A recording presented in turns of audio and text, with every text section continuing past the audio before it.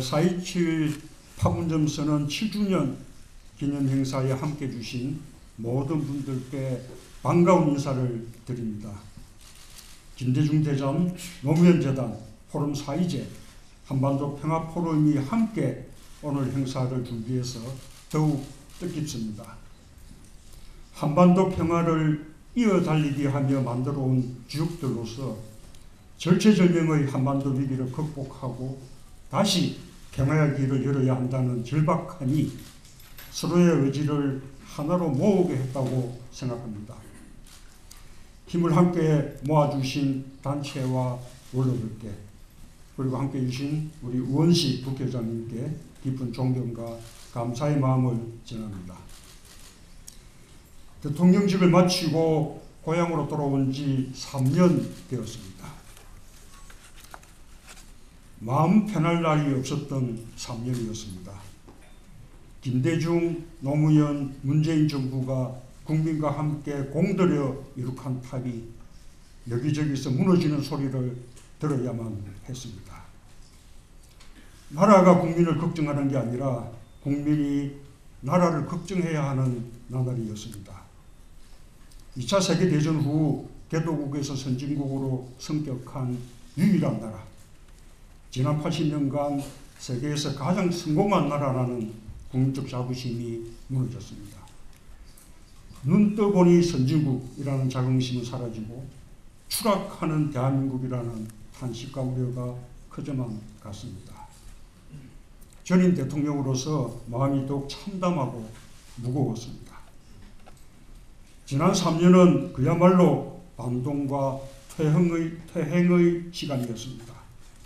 모든 분야에서 멈춰서고 뒷걸음질 쳤습니다. 대한민국의 국격은 무너져 내렸고 국민의 삶은 힘겨워졌습니다. 한국 경제는 지난 3년간 침체의 늪에서 헤어나오지 못했습니다.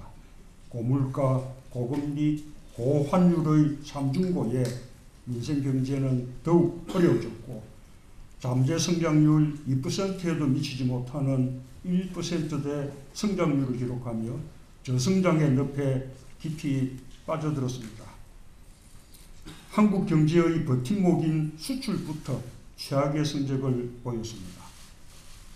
2017년부터 2022년까지 코로나 상황 속에서도 수출 실적은 19.2% 증가했지만 윤석열 정부 출범 이후 2022년부터 2024년 사이에는 증가율 제로를 기록해 제자리 걸음을 면치 못했습니다. 민생경제의 지표인 내수소비는 더욱 침체됐습니다. 윤석열 정부 출범 직후부터 작년 말까지 소비지수가 역대 최장기간인 11분기 연속으로 감소했습니다. 노동자 실질임금은 관련 통계가 집계된 이후 처음으로 해마다 감소했고 최고임금 역시 역대 최고치를 기록했습니다. 제조업 취업자 수도 관련 통계가 집계된 이후 가장 적었습니다. 이토록 경제가 어려운데도 국가 재정은 제 역할을 못했습니다. 경제를 살리기 위한 재정의 적극적 역할을 회피했고 오히려 막대한 세수 결손을 초래했습니다.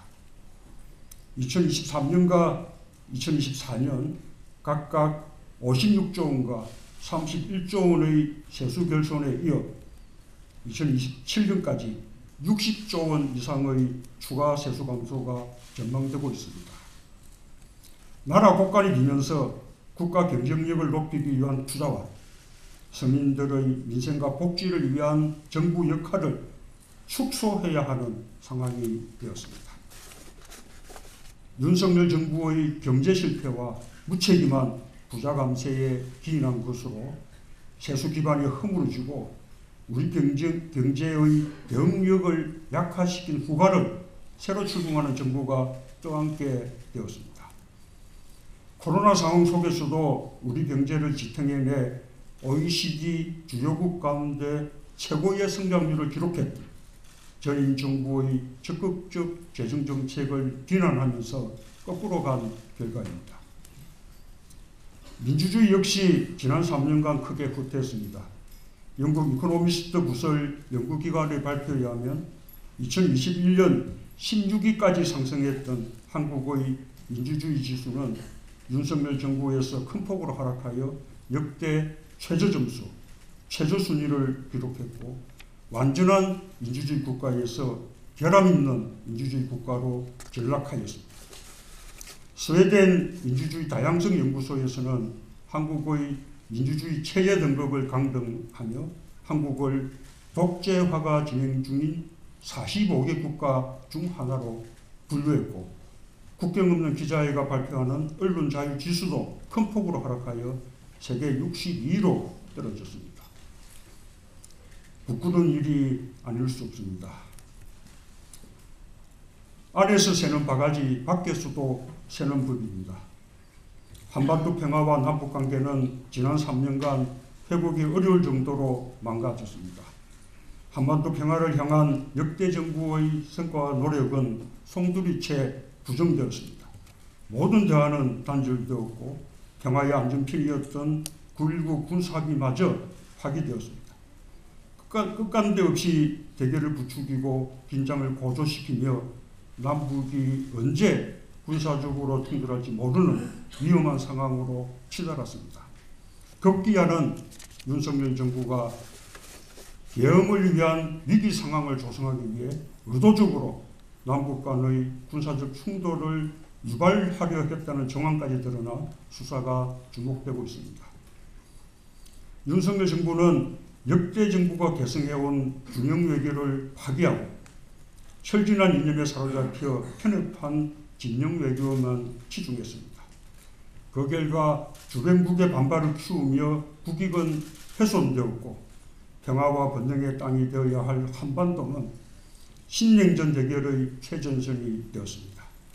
이제 차기 정부의 최우선 과제가 됐지만 윤석열 정부가 망쳐놓은 외교를 다시 정상화하는 데는 많은 시간과 노력이 소요될 것입니다. 윤석열 정부의 모든 분야에 걸친 총체적인 국정 파탄은 대통령 한 사람의 실패가 아님을 보여줍니다. 집권 세력의 낡은 이념과 낡은 세계관, 낡은 안보관과 낡은 경제관이 거듭해서 총체적인 국정 실패를 초래해왔다는 교훈을 우리는 잊어서는 안 됩니다. 12.3 비상계엄은 대한민국 퇴행의 결정판이었습니다. 민주화된 우리나라에서 이러한 시대착오적 일이 대명천지에 벌어질 것이라고는 꿈에도 생각하지 못했습니다. 수십 년 전 군부 독재 시대에나 있었던 어둠의 역사가 오늘의 대한민국에서 재현되는 것을 보고 세계도 경악을 금치 못했습니다. 방심하면 언제든지 역사를 거스르는 퇴행적 시도가 일어날 수 있다는 것. 늘 깨어있는 시민들의 조직된 힘이 있어야 역사의 반동을 막고 계속 전진할 수 있다는 사실을 국민들은 새삼 절감하게 되었습니다. 반헌법적 비상계엄이 남긴 상처와 후유증은 매우 깊습니다. 무엇보다도 가짜뉴스와 그릇된 신념과 망상에 기초한 정오와 혐오, 극단의 정치가 국민 통합을 해치고 민주주의를 위태롭게 하고 있습니다. 비정상과 몰상식이 판을 치며 민주주의를 근본에서부터 흔들고 있는 현실을 우리 사회가 심각하게 인식하고 이를 극복해 나가는 데 힘을 모아야 할 것입니다. 통합과 상생, 연대와 협치의 정치도 이 토대 위에서만 가능할 것입니다. 비상계엄이 남긴 경제적 손실 또한 엄청납니다. 한국은행은 국내 총생산이 6조 원 이상 증발한 것으로 추산했습니다. 비상계엄으로 인한 소비 위축으로 2달 만에 자영업자 수가 20만 명이나 감소하는 등 민생경제에 준 악영향은 더욱 큽니다. 그나마 국회가 신속하게 계엄 해제를 의결하고 평화적으로 사태를 종식시킨 것이 환율과 주식시장의 충격을 완화하고 대외 신인도의 추락을 막을 수 있었습니다. 비상계엄은 국가 리더십 공백을 자초했습니다. 격변하는 국제질서와 격화되는 글로벌 통상전쟁에 적시에 대응하지 못함으로써 생긴 국가적 손실을 지금 우리는 겪고 있습니다. 역사는 때로는 후퇴하지만 결국 전진한다고 믿습니다. 대한민국은 전 세계가 경탄하는 놀라운 민주주의 회복력을 바탕으로 새롭게 시작하며 앞으로 나아갈 것입니다. 여전히 대한민국은 위대한 나라입니다. 지난 3년간 퇴행의 시간이었다고 해도 그동안 축적되어 온 대한민국의 국력과 위상은 쉽게 흔들리지 않습니다. 대한민국에는 위대한 국민이 있습니다. IMF 위기 극복에서, 촛불혁명에서, 코로나 대유행의 극복에서, 그리고 최근의 기초의 혁명까지 언제나 깨어있는 시민들의 성숙한 시민의식이 위기의 대한민국을 구하며 대한민국을 더욱 강하게 만드는 힘이 되었습니다. 이제 다시 새로운 출발점에 섰습니다. 국민들의 성숙한 시민의식이 역사의 수레바퀴를 다시 앞으로 돌리며 민주, 민생, 평화의 길로 나아갈 기회를 만들어냈습니다.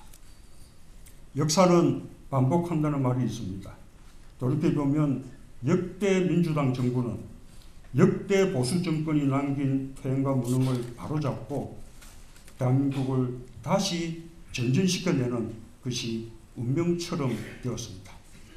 국민이 선택하게 될 새 정부가 국민과 함께 훼손된 대한민국의 국격을 회복하고 더욱 유능하게 자랑스러운 나라를 만들어 나가길 기대합니다. 퇴행과 전진을 반복해온 역사도 이제 종지부를 찍을 때가 되었습니다.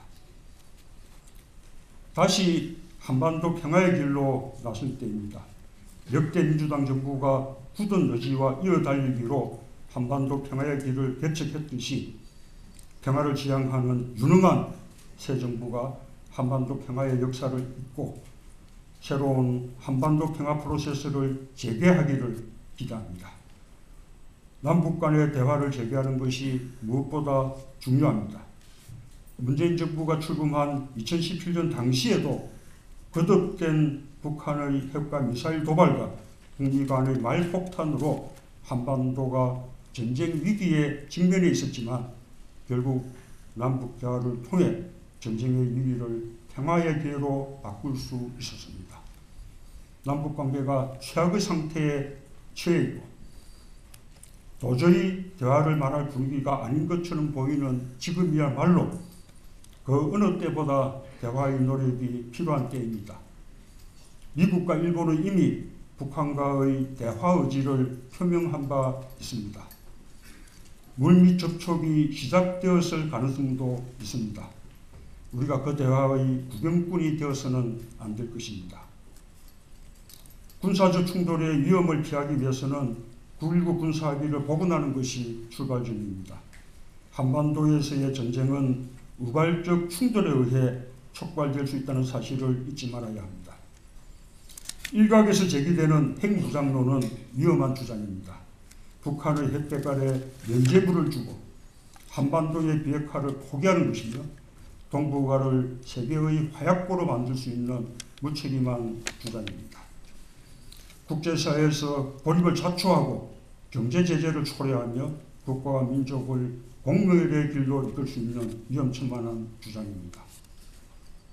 균형 외교는 안보와 경제를 위해 가장 중요한 국가 생존 전략입니다. 편중 외교는 우리의 지정학적 조건을 치명적 약점으로 만들어버리는 어리석은 발상입니다. 우리의 지정학적 조건을 오히려 장점으로 만들어 평화와 번영의 지렛대로 활용하는 지혜로운 외교 전략이 필요합니다. 긴밀한 한미동맹을 바탕으로 주변국들과 협력을 적극적으로 이끌어내므로써 한반도의 평화의 환경을 조성해 나가는 한편 포괄적인 경제협력과 민간교류를 더욱 활성해 나가야 할 것입니다. 당장은 외교를 복원하는 노력부터 시작해야 합니다. 무모한 비상계엄으로 상당 기간 정상 외교의 공백을 초래했고 외교의 골든타임을 날려버렸습니다.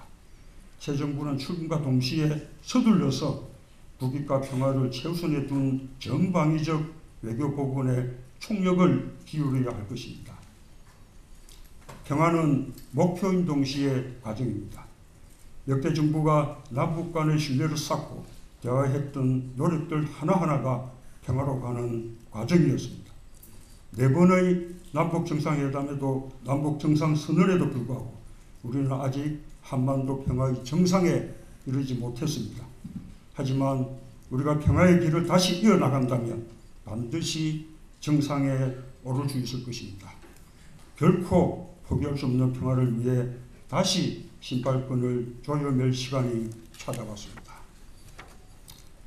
항상 국민 여러분께 감사한 마음입니다. 위대한 우리 국민 덕분에 대한민국은 위기를 극복하며 무너진 것을 다시 세우고 새롭게 도약하는 기회를 맞이할 수 있게 되었습니다. 국민과 함께 역사의 퇴행을 바로잡고 앞으로 나아갈 희망을 품을 수 있게 되었습니다. 민주주의를 지킨 힘으로 더 굳건한 민주주의로 나아가고 경제와 민생이 다시 활력을 되찾길 바랍니다.